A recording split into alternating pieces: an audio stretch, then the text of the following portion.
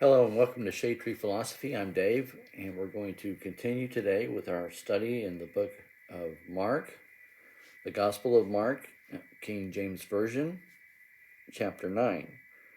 The last time we were together, we started the beginning of chapter 9 and we ended on verse 17, so we're going to pick it up from there. But I'm just going to review quickly. If you remember that in chapter 9, we were dealing with Jesus, and he was on the mountain and transfigured, and he was near the cities of Caesarea Philippi, and he had gone after 6 days of being in the area that he was in. He took his inner group with him up onto the mountain, and he was transfigured, and those were Peter, James, and John. So on his way down, he reminds them of his mission, what he's going to be doing here, which is to be turned over to the elders and to be mistreated by them and to die and to rise on the third day. And so now they're coming down from the mountain, and they come up on a group of the other disciples besides Jesus, Peter, James, and John. And they're talking with the scribes, and there's a commotion going on. And so this is where we pick it up. And so there's this multitude, and they're questioning, and straightway all the people beheld him. On verse 15, I'm going back a bit. And straightway all the people beheld him and were greatly amazed, and running to him saluted him. So they were excited to see him. And when then he asked the scribes, "What question ye with them?" And one of the multitude answered and saith, "Master, I have brought unto thee my son, which hath a dumb spirit." So, he's here asking for an exorcism. He's here asking for something that today we would be like, wow, what is this about? We would probably go on and say that this is something like epilepsy, but Jesus is not saying that here. Or this is not what this guy's saying. And so whosoever taketh him, and it said, and wheresoever he taketh him and teareth him, he foameth and gnasheth with his teeth and pineth away.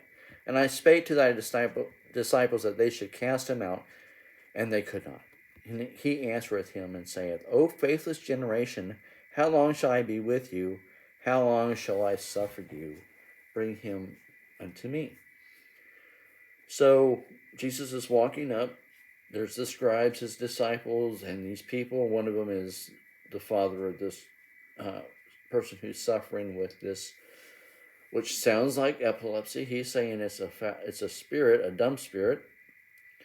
But the disciples aren't able to take care of it. And look at Jesus' reaction. He said, and he answereth him and saith, O faithless generation, O faithless generation. Now, I used to think, is this because the disciples couldn't cast it out? But now I'm beginning to think it might be something more, because he's saying, O faithless generation, how long shall I be with you?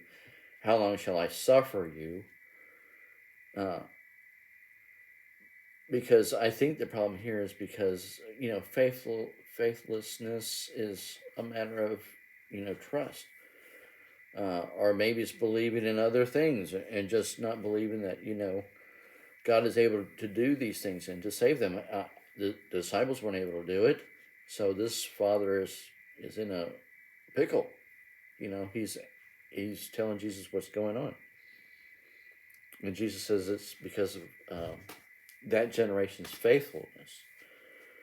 He didn't turn around to the disciples and say, "You guys didn't do it right," did he? He said, "O faithless generation, how long shall I be with you? Bring him to me."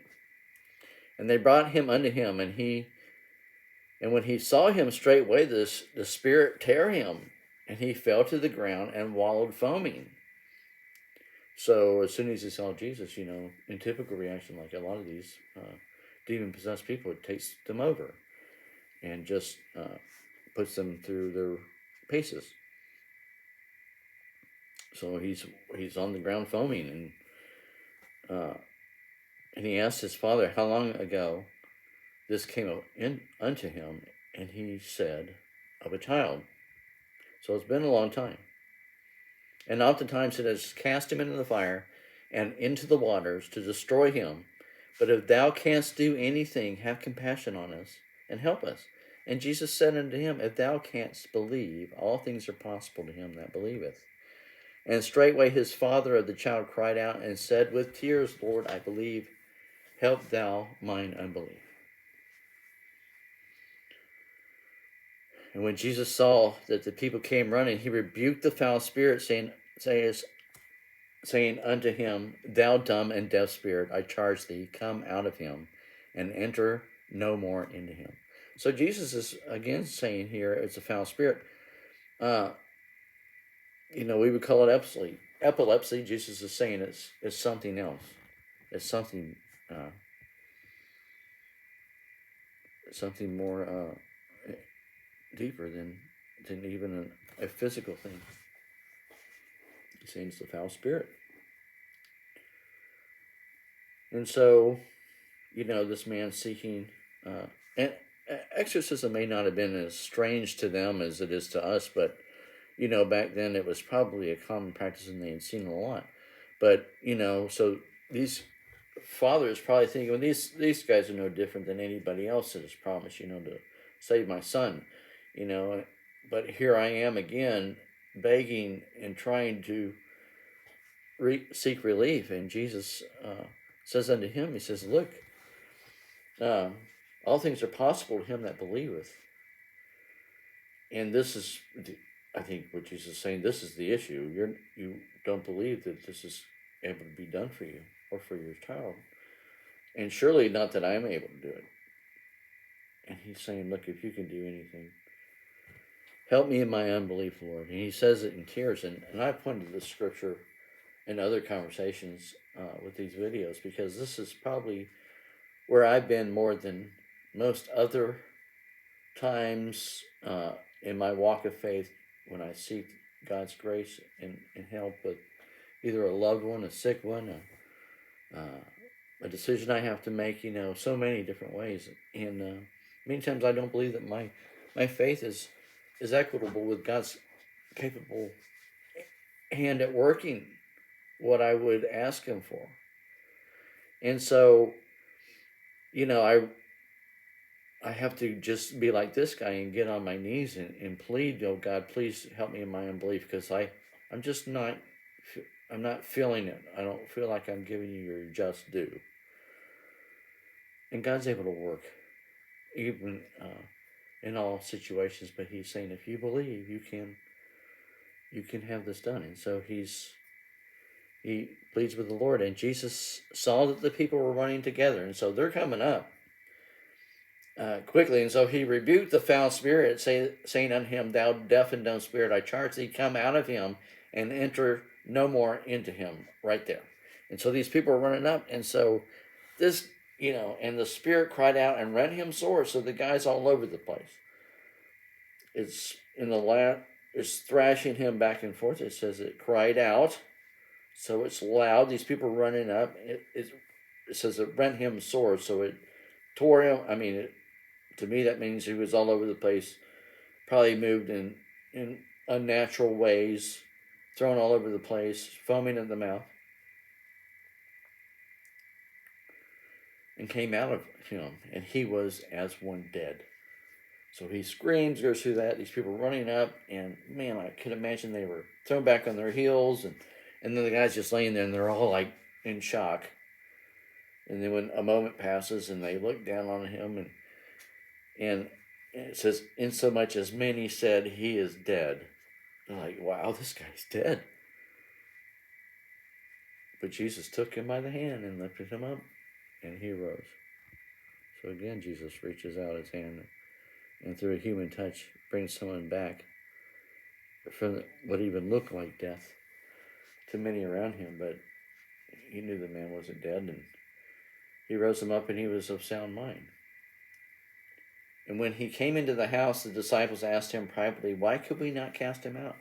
And you think if it was because of these guys, he'd turn around and say, because you can't do what you were trained to do. He doesn't say that. As a matter of fact, he doesn't rebuke them. There's no rebuke here. And he saith unto them, this kind can come forth by nothing but by prayer and fasting.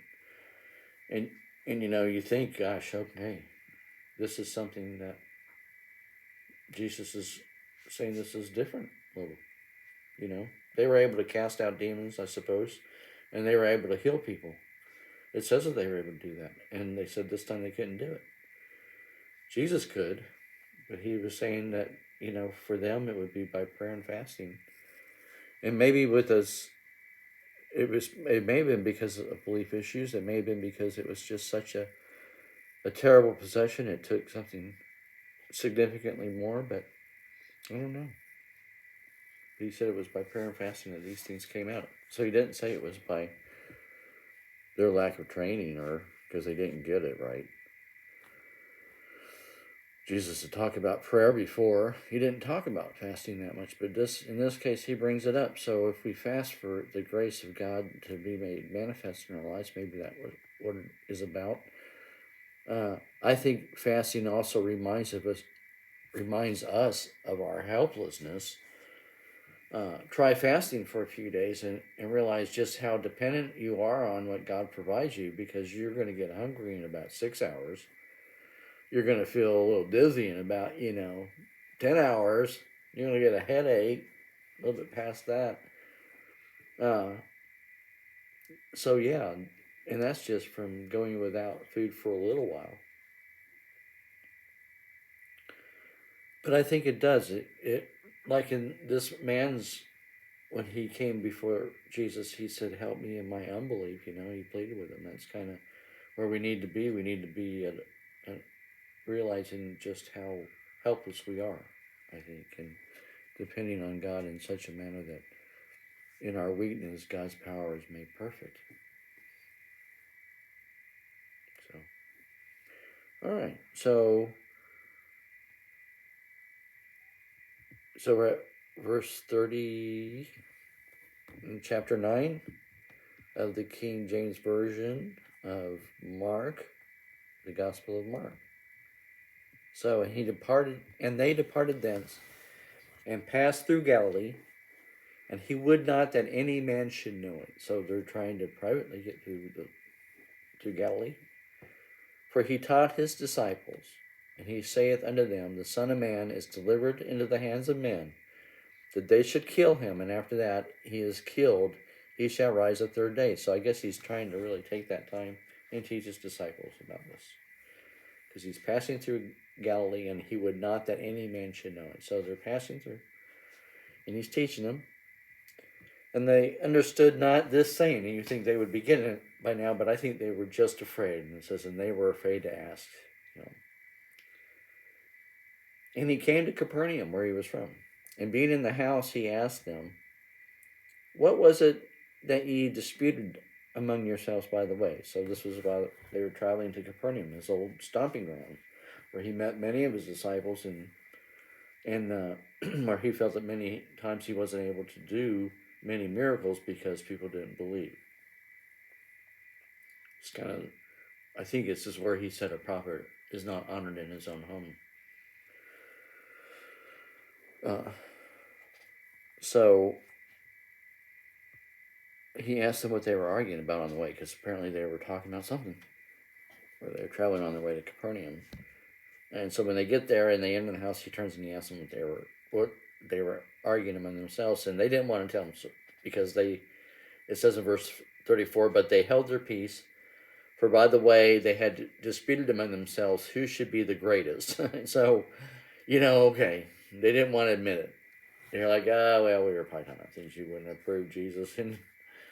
And so, that's the thing about, I think Jesus here kind of felt the loneliness of it, because, he was the leader, and sometimes being a leader, you're kind of separate from the group. And so, here's an example where they didn't want to admit to him what they were talking all about among themselves. And so I imagine it made him feel a little bit separate, just as a side note. But anyway,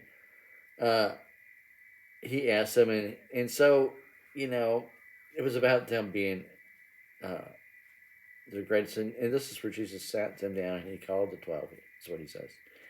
He sat them down, and he called the 12, and he saith unto them, if any man desireth to be the first, he shall be the last of all, and the servant of all.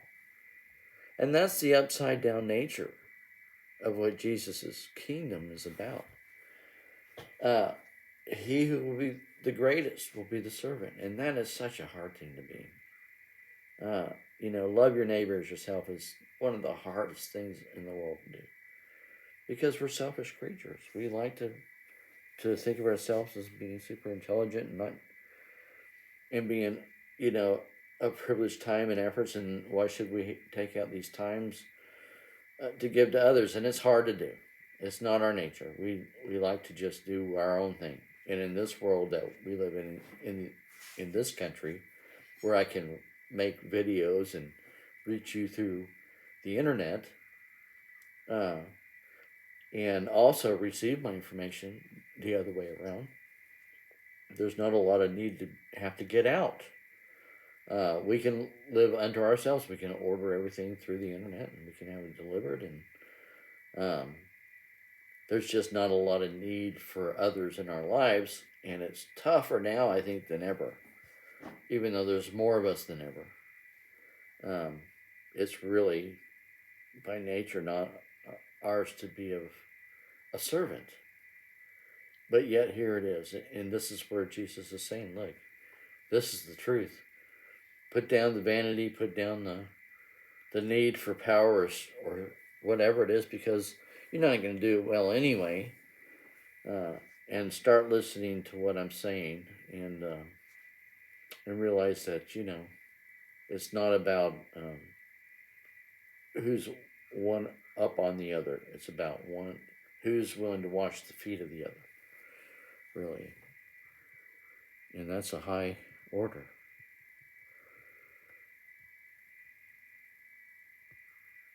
All right, so anyway, he says, and then he took a child, and he set him in the midst of them, and when he had taken him in his arms, he said unto them, so he brings in a child, and he has it in the midst of them, and then he takes that child up in his arms, right? So he's holding him, this child.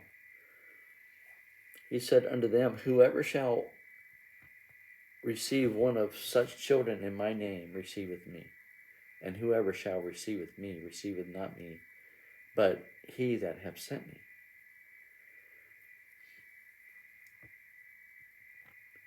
So, you have to be willing to help your neighbor like you would help a child. There's not usually a person among us that would have a hard time helping a child. But yet we have a hard time helping, an adult. For some reason we think they're just deserving of it. But Jesus is saying, look, this is what we're getting at. We're talking about being servants. We're talking about being loving. We're talking about being accepting and giving. And doing unto others as if we were doing it for a little child.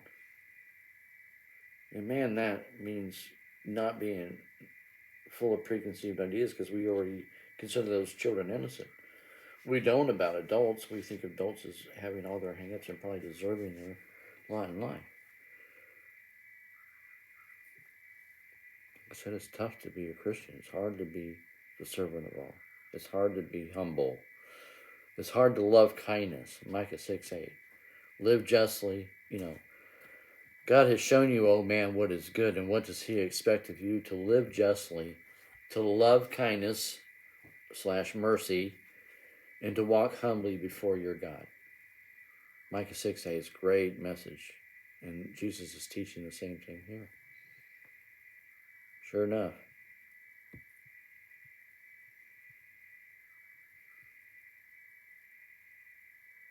So that puts us, let's see, I'm going to go ahead and stop there.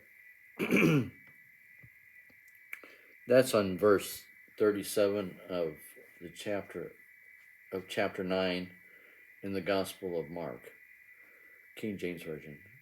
And I encourage you to seek for the refined spiritual treasure that can be found in the scriptures.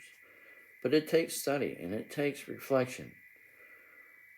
These 20-minute videos are just something to spur on thoughts of those who may watch them. And also, they help me. they help me to kind of clarify my thoughts. And so I encourage those who may be watching these videos to don't get discouraged and to study on your own, because you will find the truth that God wants to show you, because he does speak to us through his Gospels and through Jesus's words and through other parts of the Bible. So once again, thank you for joining us, and we will see you at the next video. By the way, we are ending on verse 37.